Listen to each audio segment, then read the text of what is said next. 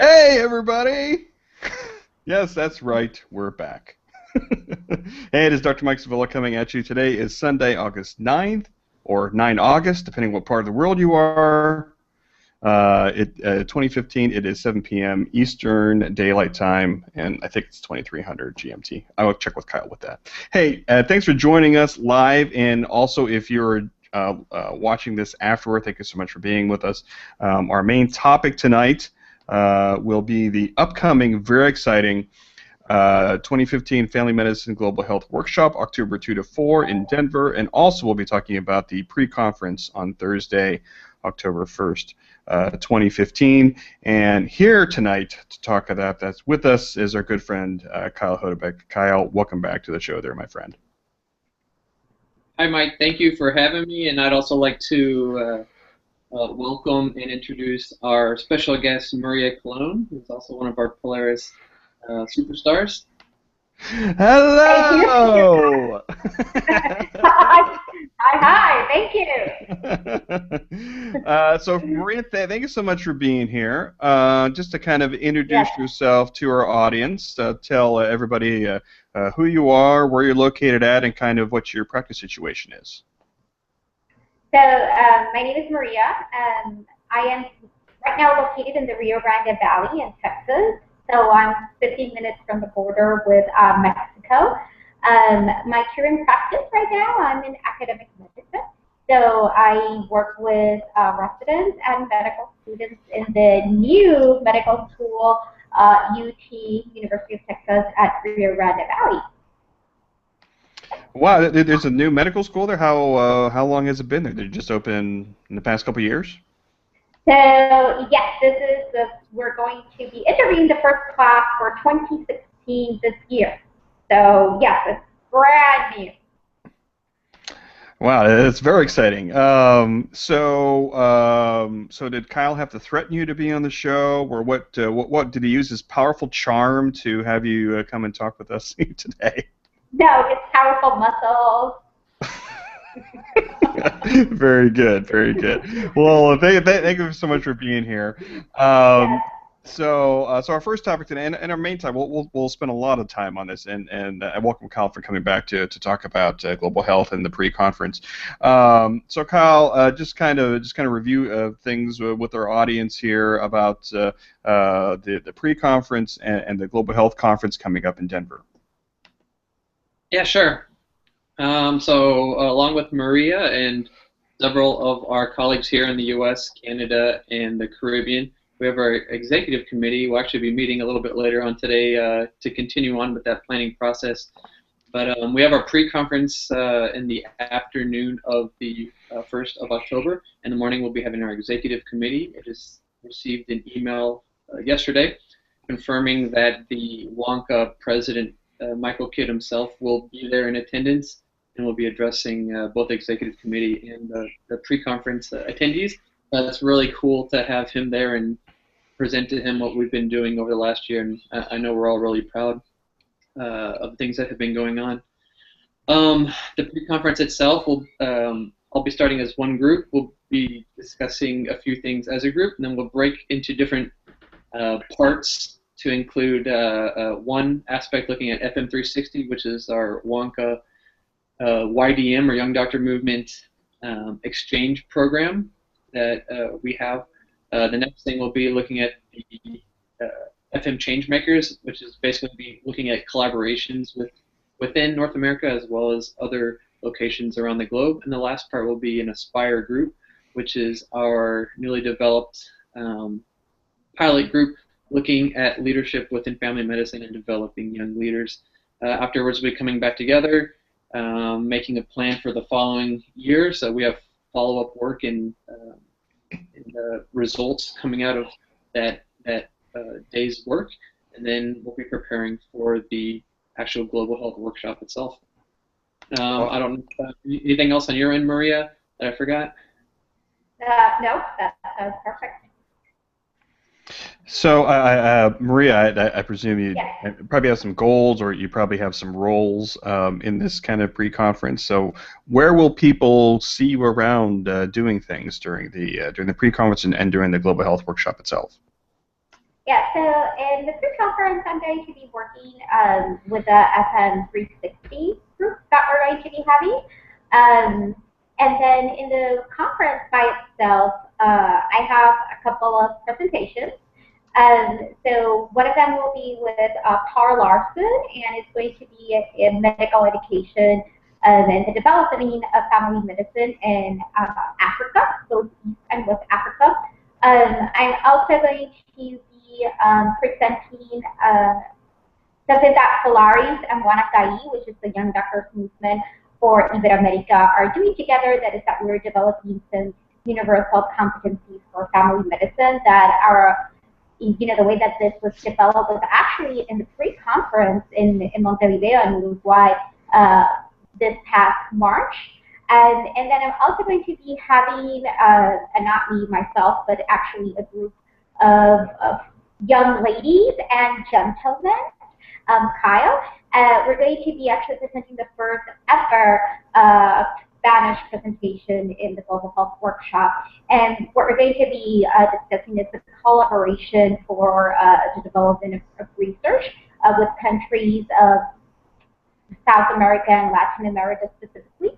So in the group we have people from Mexico, Colombia, we have also Dominican Republic, we have from Peru, and I think, well, she is from Peru and Cuba, kind of like me, I'm from Puerto Rico and the US, so we're like mingled there a little bit. So I think that that's going to be very exciting. I'm actually really excited about the fact that this is going to be the first Spanish presentation, and that hopefully my colleagues are going to be able to join us. And at the same time that we're going to be discussing an important topic, which is how can we collaborate in an ethical way that, they are being, they are being like the stars of the research, and we are empowering them. Because a lot of the times, I remember a quote from the Lancet editor that basically he said, if we're doing global health and the benefit is only for the countries of the north, then it's really Pollyannism. So, so hopefully that will be very interesting, and those will be on Sunday morning. So both of the presentations that I will be having will be on Sunday morning. So I guess I won't get my brunch and pancakes, but that's okay. Wow, geez, very busy schedule for you too. It's very exciting that the first Spanish presentation of the Global Health Conference. That's going to be very exciting as well. Yeah. And Kyle, you mentioned it that the president of WONCA is coming. There's no pressure on you. I mean, did he call you? Did he send you a tweet? Like how did that happen? He sent me. I heard through the grapevine, and then he sent me an email yesterday morning, or my morning. I'm guessing it was his afternoon, but since he's from Australia, but he sent me. He said, I can't really do an Australian accent, but no, hey, do it. Come on, do it. I just want to let you know I'll be there, and I'd really like to attend. And I said you're more than welcome to come, and it'll give us an opportunity to present our fabulous work in person. And I'm really excited at all the work that Polaris, great folks like Maria, and all our colleagues around North America have done, and I really want to show that off to them in person. Wow, it's going to be so gratifying for you. So I know that you have some goals and things that you've been tweeting about, that you've been posting on Facebook. Before you get to that, you have to show us all the branding, and because I'm so jealous of all the branding that you have for Polaris, for the meeting. Go ahead and show that, and then share some of the goals. Sure. Yeah, just some of the stuff we have. I have a lot of our international images from One World for Family Medicine. Nice. Denmark and Macedonia and Turkey and you name it. Egypt, the pyramids and the Sphinx, and Israel. So I have a lot of those images. Here's our most recent cover on the Journal of Family Medicine Primary Care. Nice. And that was with our Greek colleagues. A couple other things we have. One World for Family Medicine calendar. Oh. Wow. That's new to me. Wow. Yeah. Oh, look at my plaque. I saw it. Jeez. Yeah, Wow. the actual book, I understand that Maria might have purchased this book online, but this is our second edition book. Nice, nice, nice. What else? We have notepads. Wow. The last thing Yeah, I'm waiting for that. we have, this is our little adjustment, the FM Revolution, and one world. These are magnets, like for your refrigerator. Wow. Oh, that's nice. So we got all sorts of fun stuff. That's gonna be passed out. Like, do you have a website, or do you have, like, because I know people like me who who would buy this stuff, and the funds would go to Polaris. I mean, I presume this is all stuff you're doing on your own. Is that right, or? Right. Yeah, this is all stuff I've done on my own. Either I'll get a random idea and make something online, or I will. I'd say, how will this look on a T-shirt or on a mug, and we'll go from there. And sometimes there are specials online, and we'll see if it works out. Sometimes not. But between Zazzle and Vistaprint and what else, Shutterfly, those are the main ones I go to. And they have some pretty good specials sometimes. So. Yeah. I mean, that's great. I mean, there should be opportunities to monetize this. I mean, maybe not for you personally, but for Polaris, for the organization, just to get the word out, and for people to kind of purchase some of that, and maybe bring it to the meeting. Or I know you're going to be probably bringing a lot of this stuff and giving it away your own, but I mean, it's just very, very talented. I mean, it's doing all this stuff. It's awesome.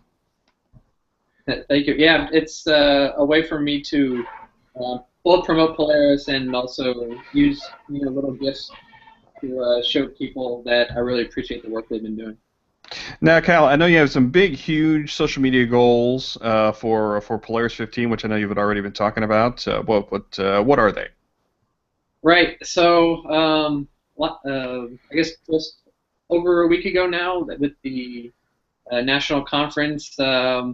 I was curious as to what the most number of mentions was, and you sent out at least what you know is the most number of mentions at the MedX conference last year, and it was 5,600 and change for the MedX handle itself. And I said, that's not undoable. That's not too much. It's not impossible. So I said, what if we get everybody whom we work with and try to break that just for fun, just for giggles.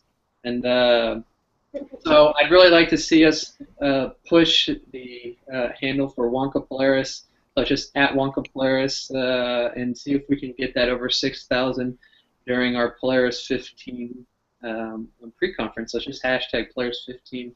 Just registered that recently, and without really trying at the national conference, we got 1,500 for Polaris. So if we can get 4 times that with actually getting a little bit of a group together, and then on top of that, we are not just presenting in English online, similar to how Maria said we're presenting in Spanish for the first time. I said, hey, what if we get multiple languages online, and we could send the single message into 20 or more different languages, just making it that much more exponential growth. So we have about 25, 26 languages right now that people are willing to translate for free into their native tongue. I'm hoping this can really explode and see what sort of footprint we can leave on social media over the actual day, the 1st of October, and the day before. I mean, that's very exciting. And Maria, what's it like, kind of, being part of this? I saw it on Facebook. This huge group of individuals who are going to be translating. It is just, for me as an outsider, it kind of is fascinating seeing all this collaboration, all these people coming together to translate, just to bring the message to a lot of different individuals. Yeah, I think for me it's like very exciting when Kyle messaged me about his idea. I was like, okay, only Kyle would have this fabulous idea and this challenge. And I actually asked him, well, if we're going to shoot high, what is, like, what is the world record? Does anybody know? And could we, do something that was about it? I'm very excited also that it's going to be in different languages, and I think that is going to help us break barriers, right? And anything that is happening in the conference would not stay not only in Denver, not only in the U.S., not only in Spanish-speaking countries, in English-speaking countries, but it will be shared, right, with a lot of people. And I think that that's something beautiful, family medicine, just as we can see patients of all ages, of all sex, right, with any background. I think that we are demonstrating to the world that that's part of our identity, just by going, multicultural and multi-language. And Kyle, I know that you're also trying to get more followers for Wonka Polaris, and that's been successful. Can you tell us a little bit more about that? Sure. The Wonka Polaris feed has actually only been open for the last couple of months, so we're getting near 400 followers, and that's was a goal I wanted in the short term. Might even be able to pass that, get towards 500 followers, but definitely wanted to get at least 400 followers by the time the pre-conference itself comes around. So 400 followers. We wanted 20 languages as far as the pre-conference messages go on the tweets, and then we're shooting for 6,000 mentions for the @Wonka Polaris handle.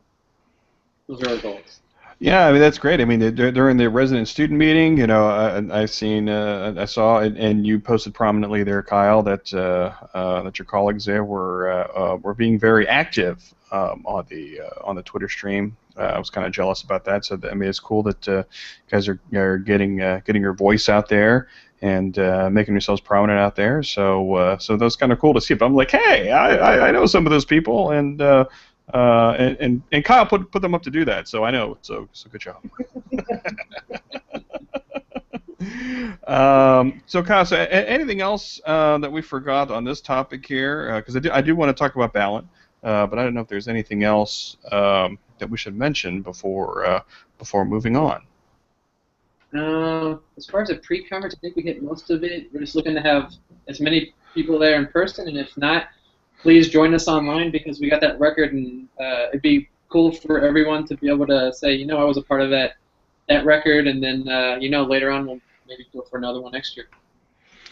Well, cool. So let's move on here, because I do want to talk about Maria and going to this very cool conference in France. And so if you could share with the viewers here, what conference you're going to, we're going to be representing, and what the conference is about. I'm very, very curious. People that may not have heard of Balint, and can you talk a little bit about that and the conference coming up? Yeah, so Balint is like a method, right? I'm going to call it a method that is used in a lot of training programs in different countries, where basically a case is discussed or a case is presented, and basically what we are exploring is how the physician, right, reacts, or what are the emotions that are involved, right, in our patient care at that moment, and how can this affect patient care. And so the conference is going to be in Metz in France, and it's going to be early September. Our presentation is going to be September 6th precisely. And basically what we have been doing is an online Valiant group that, again, is international. It's with people from different countries, and I'm going to be there with Luis Pinto, that he is from Portugal, and with Sue as well.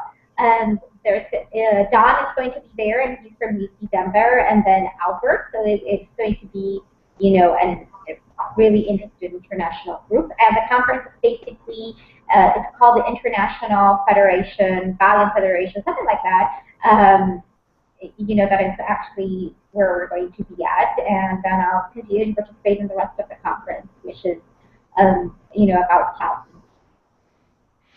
I mean, that's very exciting. I mean, I just started, learning about the international group just from Kyle, and how big of a team do you have going with you? I mean, how many people are in this kind of presentation group that you have?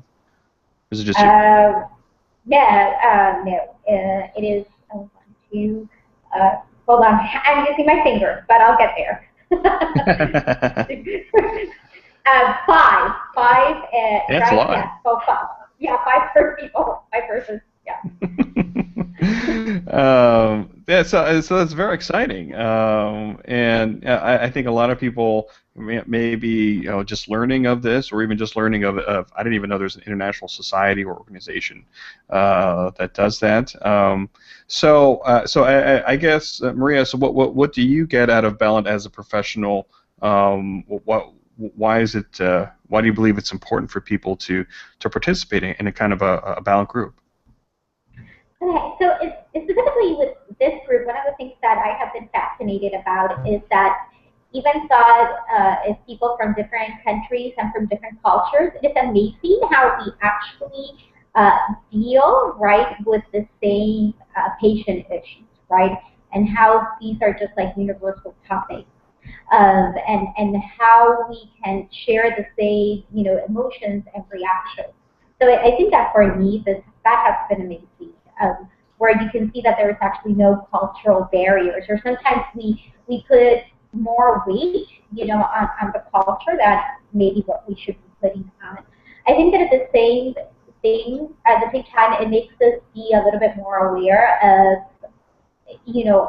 of our emotions, right? Because that's what it is about, or how we're going to deal with, with a patient that maybe is difficult or makes us frustrated, and we can share ideas between each other, and we could give each other, if not ideas, at least somebody that can listen to us and can say, like, yeah, I have been there, done that, and I know how you feel.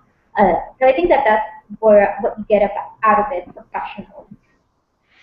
And, of course, a great group of friends. And I think it's very cool that you have this kind of electronic community. I think it's Kyle that posts pictures sometimes of seeing all these people on a screen, and having that type of cooperation and collaboration. It's for me, who's not participating in that, it has to be just so fun to have people from all around the world kind of coming together, and each person kind of bringing up an issue or a topic, and then everybody kind of talk about it.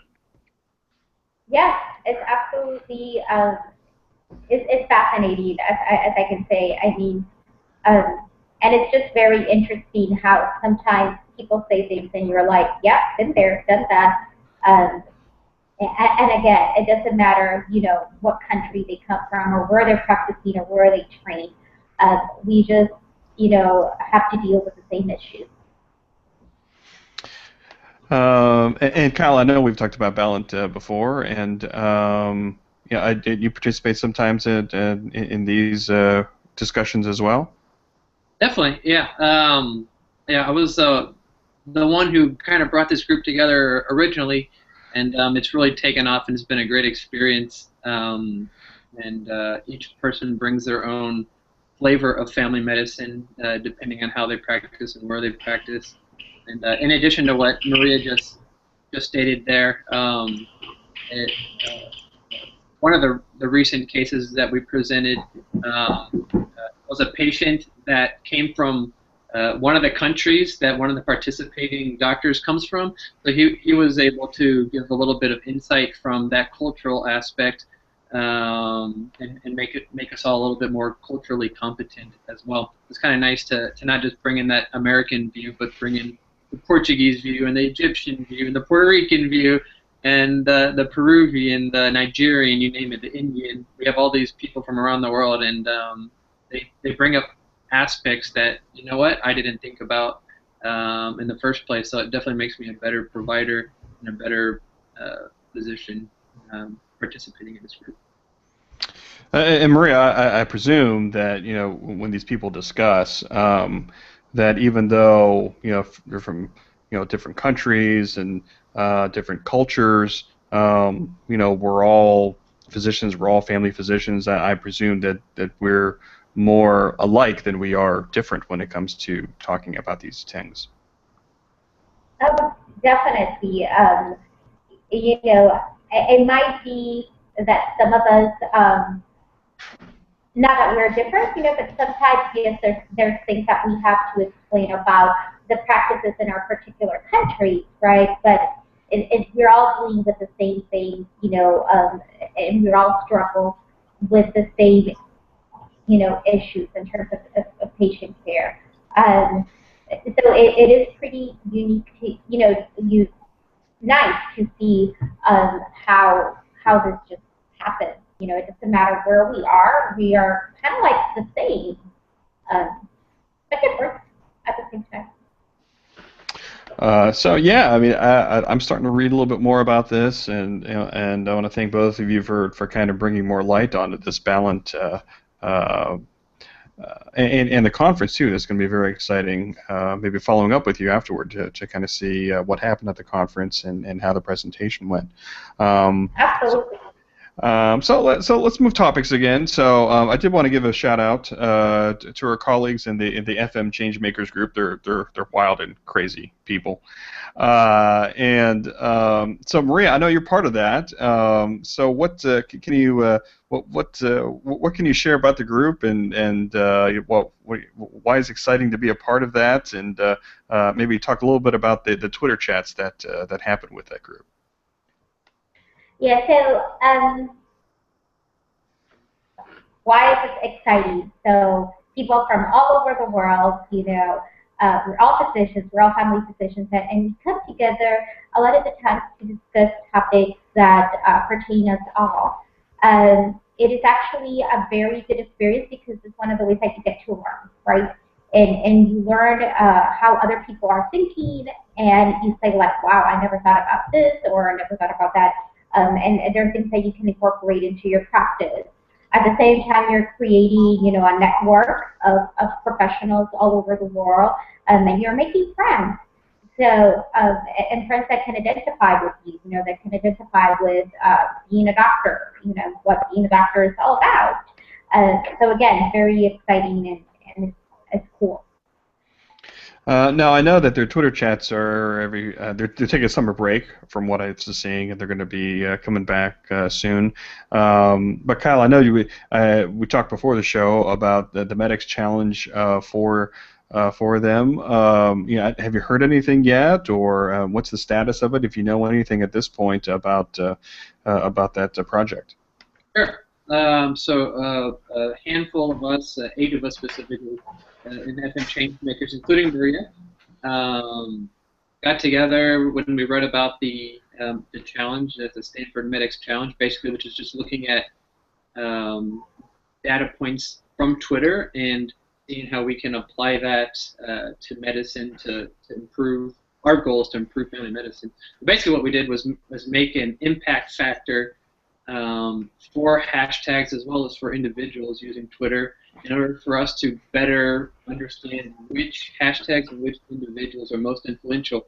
Similarly, impact factors are used for journals. That's how you know what's the best journal to publish in, things like that. Basically, just which journal has the most impact. There's nothing like that for social media, and as we have more and more Twitter handles and more hashtags, it's getting increasingly complicated. So we wanted to simplify things and create that impact factor for social media.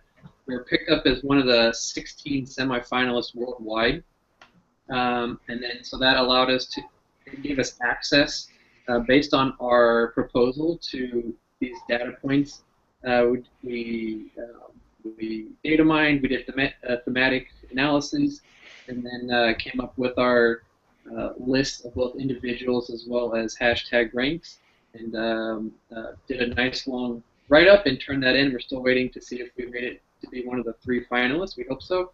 Either way, we think this is a very awesome project, and we'll be submitting it publication one way or the other.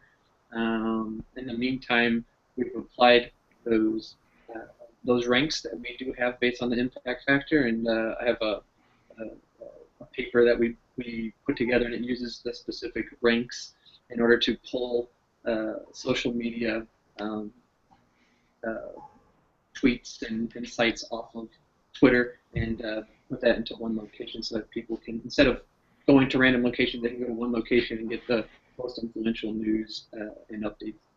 That's where we're at right now as far as FM Changemakers, and our recent project will also be presenting in Istanbul at the European Wonka conference, and then also one of the groups that we'll be breaking down into specifically kind of go over what FM Changemakers are and how to get involved, and hopefully what new projects we can do from new ideas that come out of Denver. So yeah, that'll be very exciting. I mean, and I thank you guys for having me kind of collaborate a little bit on that. You guys did all the hard work on that, but I'm really kind of rooting for you guys, and hopefully you're going to hear soon on that because hey, we're awesome. So that's basically how it is.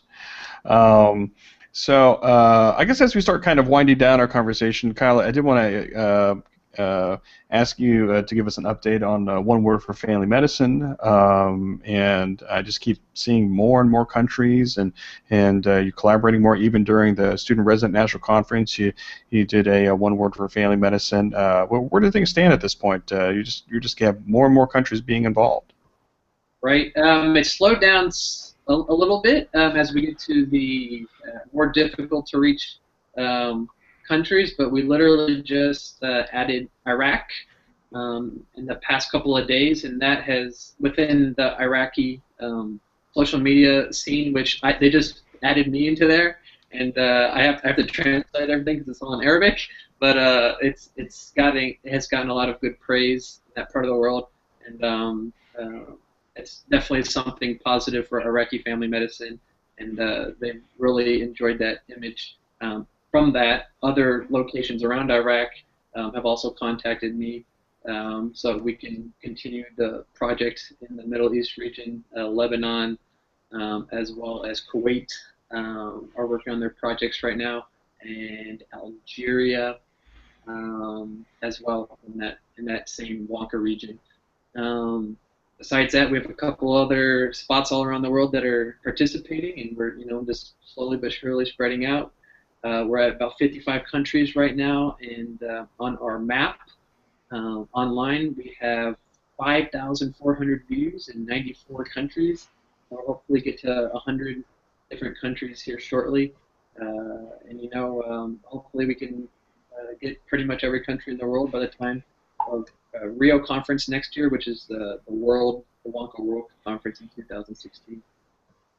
Well, where can people find that One Word for Family Medicine? Is there a URL or a link that people can kind of go to? Sure. I have a link. Let me pop it up real quick. The easiest way, so it'd be http://bit.ly/One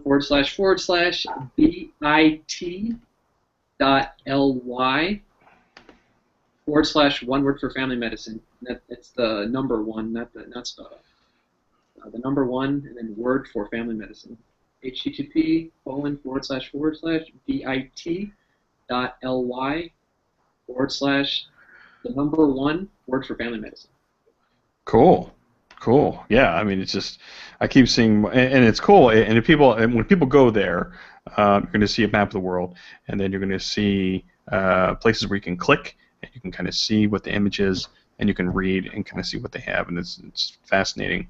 Kyle, did you put that together, or like who was the team who put that together? Well, I started with the project, and as far as the map goes, that was something that my friend Luis from Portugal, he said, hey, we should put this on a map. So that was his idea. This was just posted on the Iraqi Family Medicine page. I don't know if we can see that. That's basically what it looks like. Yeah, we can see that. Wow. Okay. In Arabic, but that was a screenshot that they put in, and they basically clicked on their flag over Iraq, and then that's the image that came up, and it's the obelisk of Hammurabi, and it's based on the Hammurabi's Code. It's one of the first written laws in the world. Wow. Word that they came up with. But you can see it's in Arabic on the bottom, so I have to put that in the Google Translate and at least get a gist of what's going on. That's great. That's great. Kind of been watching that grow the past few months. So as we kind of start kind of closing up here, I'm going to ask both of you. We're going to bring it back to the Global Health Conference. We're going to bring it back to the WONCA pre-conference. And I'll start with Maria. So as this gets closer, it's going to be very, very more exciting. What do you hope is going to happen at the pre-conference, at the Global Health Workshop? What are you hoping is going to happen during the conference, in Denver? So hopefully, I hope to see international participation, right? It's not in person, but with our hashtag through Twitter. And what I want to see coming out of the conference, well, relationships and networking and people that you're going to get to know, and then you're going to be able to work with them and collaborate with them and develop projects. And of course, lots of fun, in between that. So hopefully the pre-conference will be exciting. We'll get to know about, and we'll get to share with people about all of these, projects like the FM360 and Aspire Global, and hopefully this will be the beginning of something great. Cool. And Kyle, I know you've been working really hard on this deal, and been doing a great job getting the word out. In your, and we've talked about this before, in your kind of wildest dreams, or what are you really hoping is going to happen at the pre-conference to end the conference this year? Definitely, yeah. So they're both definitely the Polaris pre-conference and the AAFP Global Workshop were really tied together and build on each other. But what I'm hoping to see, and what is looking like it's coming to fruition, is that we do bring a lot of international people to this global conference. It is a global health conference, right? So I want to see people from around the world there. And you know what, they're coming, and I think part of it is because we're doing a better job getting the word out there, and then also there's a lot of excitement not only around Polaris but around global health in general. So that's drawing a lot of people from not only Latin America but India, Europe, Africa as well. Like Maria talked about, we're going to have these bonds that we've been forming online, but when you actually meet in person, similar to you and your social media experiences, Mike, you just strengthen what you've already built online. It's solidifying those links that have already started to be made.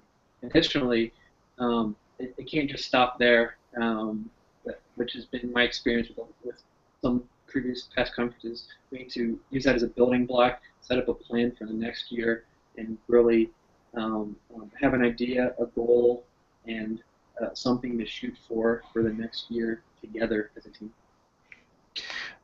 So I know that you've been really trying to hype this up, which is great on social media. So let me know if I'm forgetting anything. So the hashtag is hashtag Polaris15. People should also follow Wonka Polaris. Wonka Polaris has a Facebook group. FM Changemakers has a Facebook group. And if people want to, get involved, if they want to be a translator, or if they want to do more, or do something for Polaris 15 this year, what would be the best way to get in touch with you, Kyle? So they can get in touch with me on Facebook. Believe it or not, the only Kyle Hodebek in the world. No. So if you can spell my last name right, I'm the only one. You can also look me up online at khodebek is my Twitter handle. If you go onto our either Polaris site or Polaris, using our hashtag Polaris15 search on Twitter, you'll see me within the first 5 responses, I imagine, and go from there. Please contact me. I'm open and hoping that we can get as many languages, as many translators as people want to have their language represented. And you know what? We want to get as many people involved as possible, either students, residents, junior physicians, or senior physicians that are young at heart. We want to get you all involved, and we welcome you all.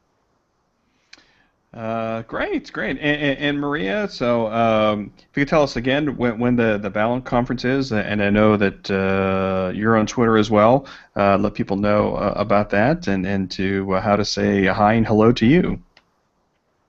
So the Value Conference, which is in Metz, France, will be September 5th to September 9th, and our presentation specifically is going to be September 6th. And yes, if you are going to look for me on Facebook, it would be Maria Colon. So not with my second last name. I know everybody gets confused. And then at Twitter, it would be at MCGMED2010. So Twitter would be at MCGMED2010. And that's how you can get in contact with me. All right. Wow, the time has gone so fast. And let me check my list here. Cal, did I miss anything? I think we hit everything. Yeah, if anyone international, if you have international connections and you want to get that country involved in One Word for Family Medicine, if it's not represented yet, you can get a hold of us as well. Otherwise, if you're interested in anything we talked about at all today, they're either ongoing projects or we have similar projects coming up to reproduce things like our Balance group, which is a closed group. But we have a couple ideas coming up as far as the New Year's go. So follow us online if you can't be with us in person in Denver on the 1st of October. Otherwise, we'll see you on social media. And yeah, I mean it's just so coming up so quickly, and I'll try to work out with Kyle. Maybe we can match up schedules again, coming up right before the pre-conference and the conference again to help get the word out more. Anything else? Any other closing thoughts that I have that you guys have about anything about global health, about Polaris, about Balance? Anything else that I forgot to ask you, or anything else you think our viewers out there would want to know about?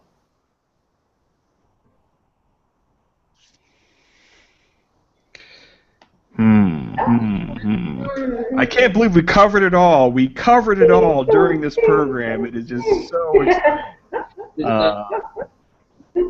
Well, cool. Well, cool. Well, thank you both for being here. I really appreciate you taking the time out of your busy schedules to come in and chat with us. If people want to get more information about the Global Health Conference, go to afp.org and register there. That's where you get all the information. So that's it. So thank you all for joining us here today. I am Dr. Mike Sevilla. You can follow me on Twitter, Dr. Mike Sevilla.